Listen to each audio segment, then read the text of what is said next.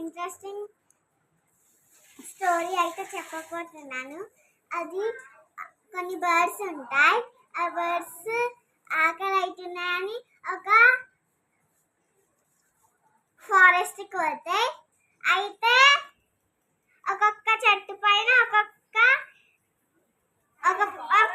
Birds ఉందాం అనుకుంటే అయితే ఒక్క బర్డ్ మిగులుతుంది.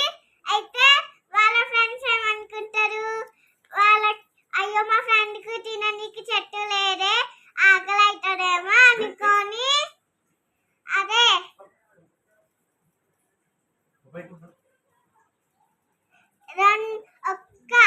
ఒక్క చెట్టు పైన 2 బర్డ్స్ ఉంటాయి. ఒక్క చెట్టు మిగులుతుంది.